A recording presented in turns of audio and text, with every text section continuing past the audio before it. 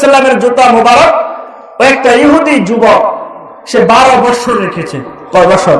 যখন রাসূল মসজিদুল নববীতে ঢুকতেন রাসূলের জুতা মুবারকটা এভাবে নিয়ে মসজিদের দরজার মধ্যে দাঁড়িয়ে থাকতেন। যখন রাসূল আবার মসজিদুল নববী থেকে বের হতেন রাসূলের কদম মুবারকের নিচে জুতাগুলো দিয়ে দিতেন।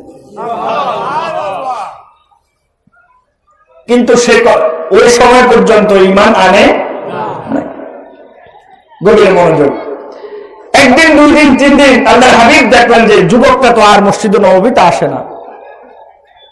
যুবকটা কি হলো 2 জন সাহাবী পাঠিয়ে দিলেন যে যাও সাহাবীরা দেখো তো যুবকটার কি অবস্থা, মনে হয় যুবকটা অসুস্থ হয়ে আছে না কোথাও গেছে, আজকে কয়েকদিন হয়ে গেল যে যুবকটাকে দেখা যাচ্ছে না মসজিদুল নববীর দরজার মধ্যে। 2 জন সাহাবী গিয়ে দেখলেন যে যুবকের অবস্থা খুবই করুণ, যুবকটা মৃত্যুর শয্যায় শায়িত হয়ে বিছানাতে শুয়ে আছে। এই খবর যখন আল্লাহর হাবিব দু জাহানের বাদশা নবীকে দেওয়া হলো, আল্লাহর হাবিব সমস্ত সাহাবীদেরকে নিয়ে যুবকের বাসায় হাজির হয়ে গেলেন। আর যদি বলি না সুবহানাল্লাহ। আল্লাহর হাবিব গেলেন একজন ইহুদির বাসায়। রাসূলের আচার ব্যবহার, রাসূলের খুলুক কেমন ছিল, রাসূলের চরিত্র কেমন ছিল, আর আজকে আমাদের চরিত্র কেমন হয়ে গেছে, ঠিক না বেঠিক? আমাদের চরিত্র রাসূলের চরিত্র মতো আছে নাকি? হাজার লক্ষ লক্ষ কোটি গুণ পিছনে আমরা আছি। রাসূলের আদর্শ হলো শত্রুর সাথে ভালো ব্যবহার করো, ঠিক না বেঠিক? রাসূলের আদর্শ হলো ছোটদেরকে স্নেহ করো। মাল্লাম ইয়ারহাম সগীরানা ওয়ালাম ইয়াকবির কাবীরানা ফালাইসা মিন্না। রাসূলের আদর্শ হলো ছোটদেরকে স্নেহ করো, বড়দেরকে সম্মান করো। যে ব্যক্তি বড়দেরকে সম্মান করে না, যে ব্যক্তি ছোটদেরকে স্নেহ করে না, ফালাইসা মিন্না, রাসূল বলেন সে আমার উম্মত নয়। আজকে সমাজের মধ্যে দেখেন ছোটরা বড়দেরকে সম্মান করে না আর বড়রা ছোটদেরকে স্নেহ করে না, যার কারণে নিজেদের মধ্যে অনেক দূরত্ব সৃষ্টি হয়ে গেছে। কথা ঠিক না বেঠিক? আমরা বড় যারা আছে তারা আশা করে ছোটরা তাদেরকে সালাম দিবে, এমন আশা করে কি করে না? না, সেটা রাসূলের আদর্শ নয়। রাসূলের আদর্শ হলো তুমি সালাম দিয়ে ছোটদেরকে শিক্ষা দান করো। সেদিকে যাচ্ছি না। রাসূল সাল্লাল্লাহু আলাইহি ওয়াসাল্লাম একদম ইহুদির ঘরে প্রবেশ করেছেন। সুবহানাল্লাহ, সুবহানাল্লাহ। ইহুদির ঘরে যাওয়ার পরে আল্লাহর হাবিব সাল্লাল্লাহু আলাইহি ওয়াসাল্লাম লক্ষ্য করে দেখলেন ইহুদির যুবকের অবস্থাটা খুবই খারাপ, মৃত্যু শয্যায় শায়িত হয়ে অবস্থায় আছে, শুয়ে আছে, যে কোনো মুহূর্তে মৃত্যুবরণ করবেন।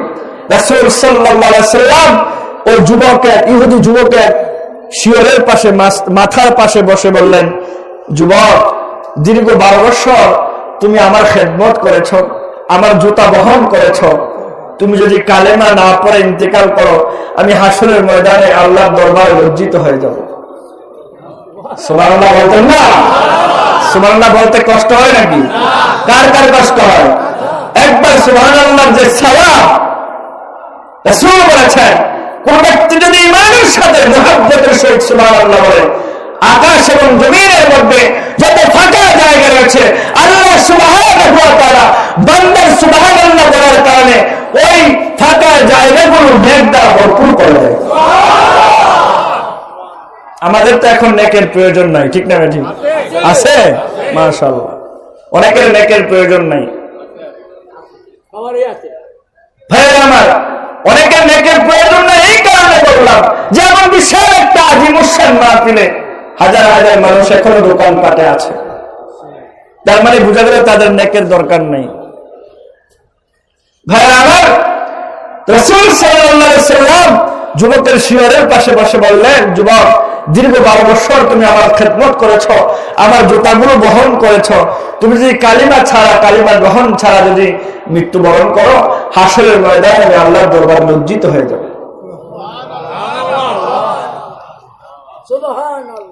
যুবক এই দাওয়াতটা শোনার পরে একবার রাসূলের চেহারা মোবারকের দিকে তাকায়, আর একবার তার পাশেই বসা ছিল তার বাবার দিকে তাকায়।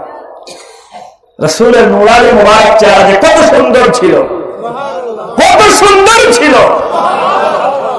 হযরত সালামকে আল্লাহ রাব্বুল আলামিন এত সৌন্দর্য দান করেছিলেন, যার সৌন্দর্য দেখে মিশরের নারীরা ফলের বদলে নিজেদের হাত কেটে ফেলেছে। বলেন না সুবহানাল্লাহ। মায়েশা সিদ্দিকা রাদিয়াল্লাহু তাআলা বর্ণনা করেন, মিশরের নারীরা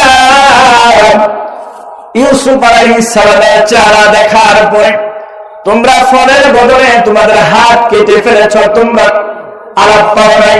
আর আমার রাসূল সাল্লাল্লাহু আলাইহি সাল্লামের চেহারা মুবারকের দিকে যদি মোহাব্বতের দিকে মোহাব্বতের নজরে যদি তাকাইতা, আরে হাত নাড়লে মোড়ায় ফরমায় নিজের বুকটা ছেড়ে কলিজা বের করে ফেলতা।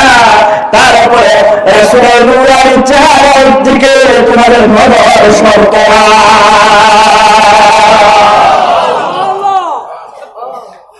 ইউসুফকে সৌন্দর্য দিয়েছেন 8 আনা, আর পৃথিবী আল্লাহ সৌন্দর্য দিয়েছেন 8 আনা। এই 16 আনা, গোটা 16 আনা সৌন্দর্য আল্লাহ তার হাবিবকে দান করেছেন। তো ইহুদি যুবক একবার রাসূলের চেহারা মুবারকের দিকে তাকায়, আর একবার পিতার দিকে তাকায়। কালিমা গ্রহণ করবে কি করবে না সেই দ্বিধার মধ্যে আছে। বাবার জবাবটা কি ছিল শুনবেন? যে বলবো বাবা ডেকে বলেন, আমার বৎস, আমার সন্তান, তোমার শিয়রের মধ্যে দু জাহানের বাদশাহ নবী বসে আছে, যেই কালিমার দাওয়াত তোমাকে দিচ্ছে। আমার পিতার দিকে তাকানোর কোনো প্রয়োজন নাই, কোনো দরকার নাই। নবী মুহাম্মদ রাসূলুল্লাহ সাল্লাল্লাহু আলাইহি ওয়াসাল্লাম তোমাকে যে কালিমার দাওয়াত দিয়েছেন, তুমি স্বাচ্ছন্দ্যে নির্দ্বিধায় কালিমা গ্রহণ করে ইমানদার হয়ে যাও।